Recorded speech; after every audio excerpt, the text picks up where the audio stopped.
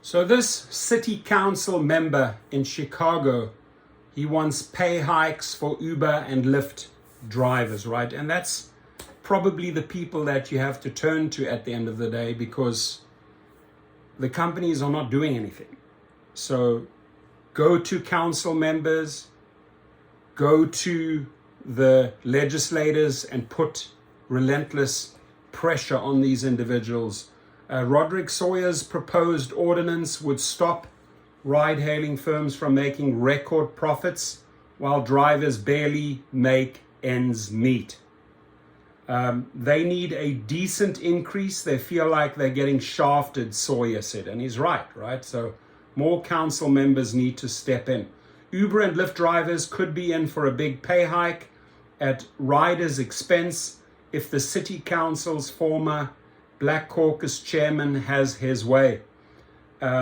Roderick Sawyer, the sixth, who still chairs the council's Committee on Health and Human Relations, is proposing a sweeping ordinance to stop ride-hailing companies from making record profits while drivers barely make ends meet.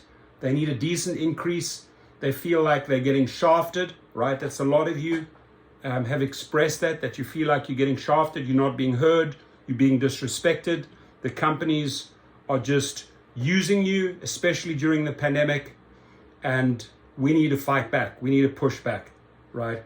So they need a decent increase. They feel like they're getting shafted. They say the pay is much too low and they're not getting the percentage of the surge pricing they feel they're entitled to. Not only that, I mean, we're paying supersonic gas prices, right?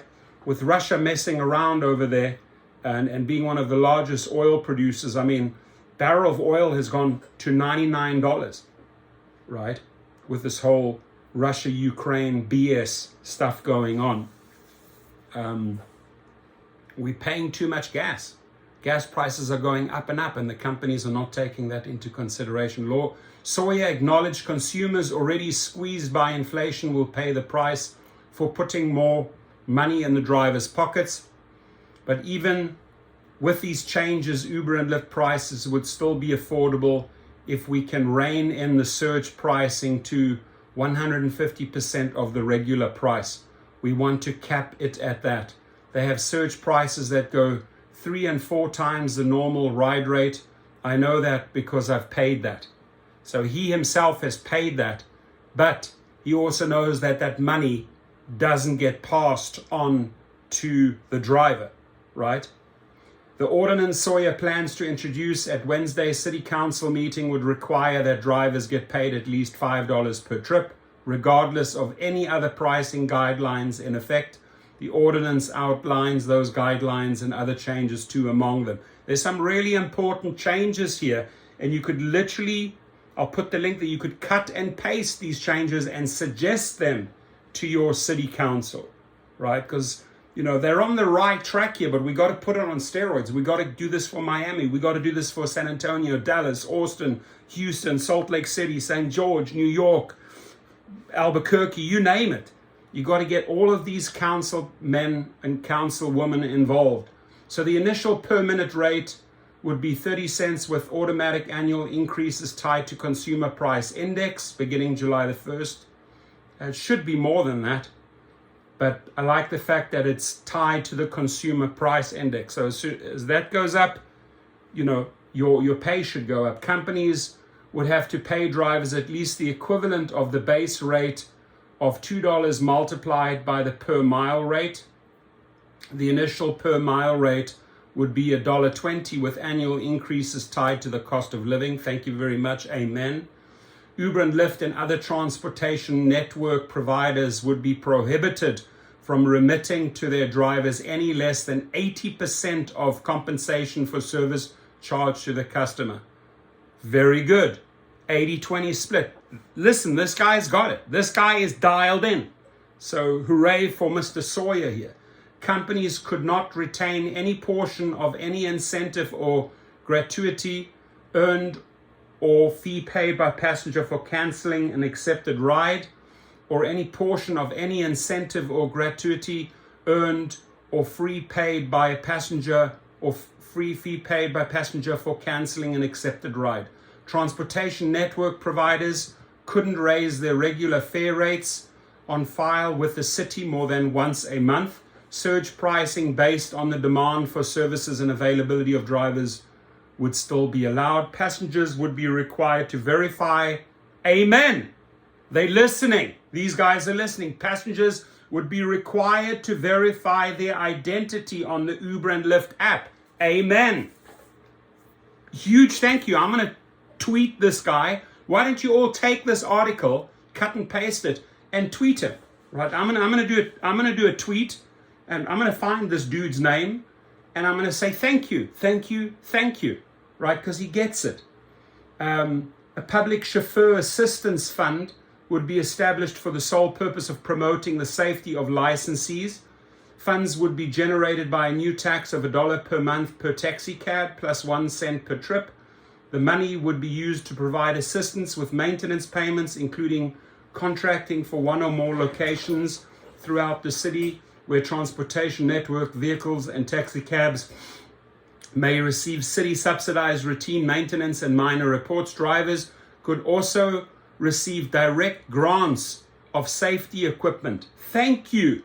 Such as protective barriers and dash cams. Oh my God, this guy is like freaking way ahead of all councilmen and councilwomen, procured by the Department of Business Affairs and Consumers Protection or through cash grants. The ordinance states Uber and Lyft would transmit electronic receipts to drivers within 24 hours of each trip. The receipt must include an itemization of the total fare paid by the passenger, including tip compensation and gross payment. Drivers deprived of the minimum compensation may recover in civil action 3 times the amount of an underpayment.